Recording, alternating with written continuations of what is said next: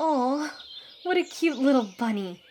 Spring is finally here, and something magical has been growing in my garden. Some bunny-approved carrots. I know just what to make with these. Hello everyone, welcome to Miami Cooking. I'm Izita, and today I have a recipe that looks like it came out of my garden. Take a look at this. It's a cupcake that looks like dirt and a carrot on top. This recipe has a bunch of surprising ingredients. Let's get started. For this recipe, you'll need the following ingredients. Don't forget to get a screenshot. First, we will begin by sifting 1.5 cups of flour. Then we will also sift the rest of our dry ingredients, starting with our spices. That's 1 teaspoon of cinnamon, half a teaspoon of pumpkin spice, 1/8 of a teaspoon of cardamom, along with 1 teaspoon of baking powder, half a teaspoon of baking soda, and half a teaspoon of salt. The process of sifting these again once they're all together will help prevent clumps and give us an even distribution of flavor. Now for the carrots, I grated these myself in order to keep them nice and moist. But to make this recipe even more moist, I recommend some light pulsing on a food processor till you're left with smaller shreds like this. Little secret here, if you're pressed for time and don't have time to grate your carrots, using store-bought shredded carrots can work if you pulse them a couple times in the food processor. This will help you get a fluffy cupcake. Now, for this specific recipe, I used Mexican raisins. They're often sun-dried, which helps them retain moisture, making them plumpy and naturally sweeter. You can usually find them at a Latin grocery store or the international aisle at most supermarkets, but it's not fully necessary. If you only have regular raisins, that'll work too. Onto the wet ingredients. We're gonna add 3/4 of a cup of oil and 1 cup of granulated sugar. And we're gonna mix this at a medium speed until we get a white thick consistency like this. Next, we're gonna add 2 eggs at room temperature to help this blend evenly. And we're gonna leave this on medium until our mix looks yellow like this. It's time to add the juice of 1 freshly squeezed orange and the zest of 1 orange. Now, in this recipe, I used 1 teaspoon of vanilla bean paste for a more intense vanilla flavor. If you don't have that on hand, don't worry, you can substitute it with 1 teaspoon of vanilla extract. Now we're gonna add our sifted flour mixture from earlier, and we're gonna mix this at a low speed until it reaches a tan color. Then we'll add the 2 cups of shredded carrots, followed by half a cup of unsweetened shredded coconut, and our chopped Mexican raisins. Next, we're gonna grease our pan, and here's a little hack. We're also gonna grease our ice cream scooper to help pour our batter without making it stick.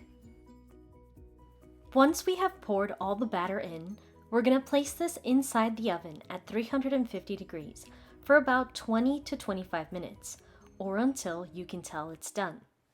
While that's in the oven, we're gonna make our realistic looking dirt by removing the cream filling from 15 Oreos, using only the cookie parts, and 6 chocolate Maria cookies in a food processor, and we're gonna blend this until it looks like dirt.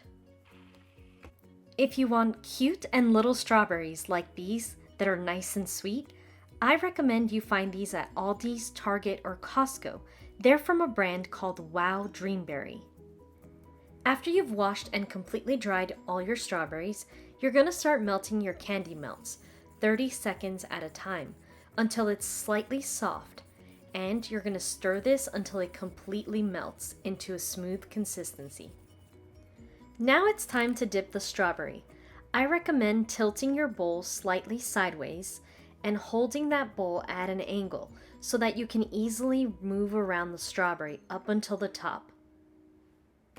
If you're still seeing some red spots, don't be afraid to dab it slightly with a little bit of chocolate. I used a chopstick to do this. The green stem helps it look like a cartoon carrot. I recommend making extras because not all of them will come out perfect, and that's okay. It's all part of the process. Now to most people's favorite part, the frosting. For this frosting, we're going to use 16 ounces of mascarpone cheese, as well as 3 cups of powdered sugar. Next, we are going to add 1 teaspoon of vanilla bean paste, which remember, if you don't have it at home, you can use 1 teaspoon of vanilla extract. And we're going to mix these ingredients until it's nice and smooth, like this. Once ready, we can fill the frosting into a piping bag or Ziploc bag with a large opening at the end. This frosting is pretty thick and comes out easier with a wider tip. Now it's time to frost these, but wait until your cupcakes are fully cooled before this step. I like going in a circular motion, but you can go any way you like. These look delicious already, but we're not quite done yet. Remember the Oreo and Maria cookie dirt we created earlier? Now we're going to spread it on a large plate, and we'll take each frosted cupcake and press the frosting onto the crumbs and roll the cupcake to cover all the sides.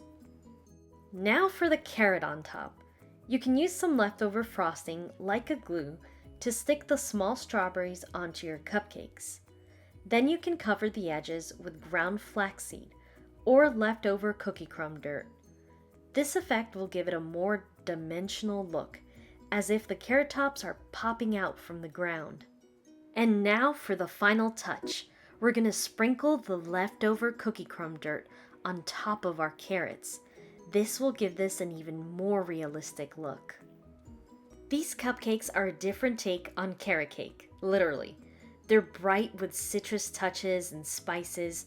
They've got creamy mascarpone and a delightful presentation, making this a fun and surprising treat.